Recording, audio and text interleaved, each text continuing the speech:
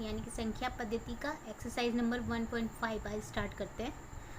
1.4 में question number 1 और 2 हम लोगों ने कल सॉल्व कर लिया था। आज क्वेश्चन नंबर 1 में लिखा हुआ है classify the following numbers as rational और इर्रेशनल नंबर।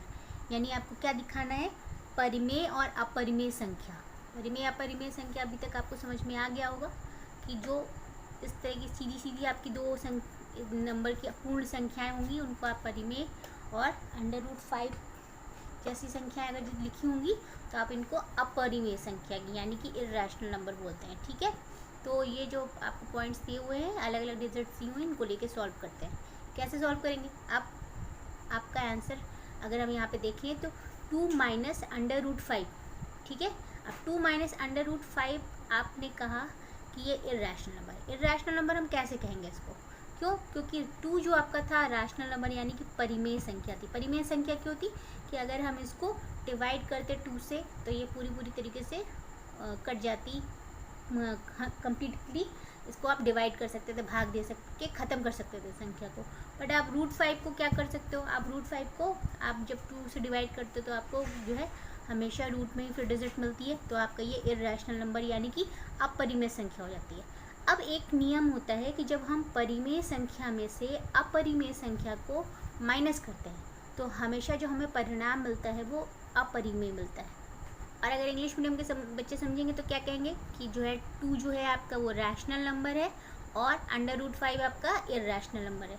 तो जब रैशनल नंबर में से इर्रेशनल नंबर को हम माइनस करते हैं, यहाँ पे माइनस ही है, 2 माइनस √5, तो रैशनल में से जब इर्रेशनल को माइनस करते हैं तो हमेशा जो हमें रिजल्ट मिलता है वो इर्रेशनल नंबर होता है। तो हम ये कह सकते हैं कि 2 माइनस √5 जो है वो एक इर्रेशनल नंबर है। इस तरह से पॉइंट 2 पे जब आते हैं तब देखते क्या है, 3 + √23 माइनस √23। ठीक है, अब √23 एक यहाँ पे प्लस में है और यहाँ पे एक माइनस में है। तो अगर आप देखेंगे तो एक प्लस एक माइनस है तो ये दोनों कट जाएंगे, कैंसिल हो जाएंगे। आप पहले भी ये चीज़ जानते हैं कि हम ऐसे करते थे। ठीक है, +x -x होता तो कैंसिल कर देते थे और बचता था हमारे पास 3। तो यहाँ पे भी हमने क्या किया, प्लस √23 और माइनस √23 को, क्यों, इनका गुणनफल जब आप करते हो तो क्या होता है, ये कैंसिल आउट हो जाते हैं और इनका परिणाम 0 हो जाता है। ठीक है, तो आपको यहाँ पे 3 आपका जो प्राइम नंबर है वो आपको मिल जाएगा। ठीक, पूर्णांक नंबर आपका। अब इसमें आप 0 को करते हो, प्लस करते हो, क्योंकि यहाँ पे आपका ये प्लस था तो जाहिर सी बात है ये प्लस हो जाएगा। तो आपने जब इसको किया तो 0 हो गया। अब आपने 3 को अगर आप ऐसे भी लिख सकते हैं, बट अगर p/q के फॉर्म में लिखना चाहेंगे तो क्या लिखेंगे, 3/1। तो यहाँ पे आया p/q = रैशनल नंबर, यानी अगर 1 से 3 को आप डिवाइड करें तो डिवाइड हो जाएगा। ठीक है, तो रैशनल नंबर यानी कि ये परिमेय संख्या हो गई। अब आते हैं पॉइंट नंबर 3 पे। तो क्या देखते हैं हम कि 2/√7 2√7/7 ये आपको दिया गया है। तो आप इसमें देख रहे हैं √7 आपको ऊपर भी मिला हुआ है और √7 आपको नीचे भी मिला है। तो आप इनको कैंसिल कर सकते हो, क्योंकि अगर जब आप ऊपर और नीचे इनको डिवाइड करोगे तो आपको ये कैंसिल हो जाएंगे और आपको फाइनली जो नंबर मिलेगा वो मिलेगा 2/7 का। आप 2/7 को अगर आप p/q के फॉर्म में लिखेंगे तो ये रैशनल नंबर यानी कि परिमेय संख्या में आते हैं। क्यों? क्योंकि हम अगर 7 से डिवाइड करें 2 को तो डिवाइड कर सकते हैं, डेसिमल में आएगा, लेकिन ये आपको पूर्णतः आपकी संख्या डिवाइड हो जाएगी। ठीक है, तो आपको ये इर्रेशनल नंबर की जगह पे आप इसको क्या लिखेंगे, रैशनल नंबर यानी कि परिमेय संख्या।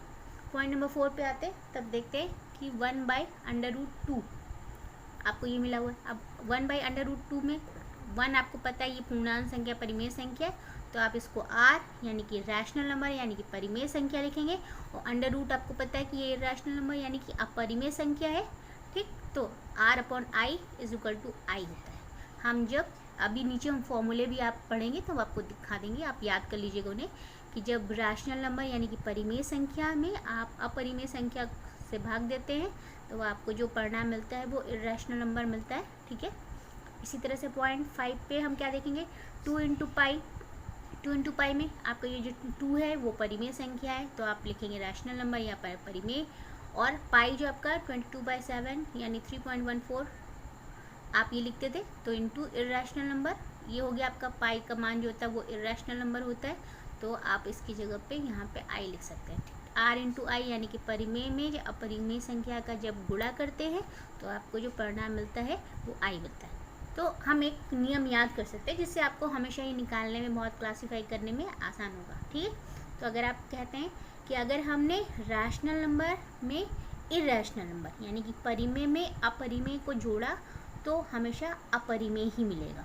इसी तरह से परिमेय में अपरिमेय यानी कि r में अगर i को माइनस कर दिया तो आपको इरैशनल नंबर यानी कि अपरिमेय मिलेगा। इसी तरह से अगर इनका आप गुणा भी करते हो या भाग देते हो तो आपको हमेशा परिणाम जो होता है वो अपरिमेय संख्या यानी कि इरैशनल नंबर में ही मिलता है। ठीक है, क्लियर हो गया होगा। तो आप क्वेश्चन नंबर 2 कल सॉल्व करेंगे।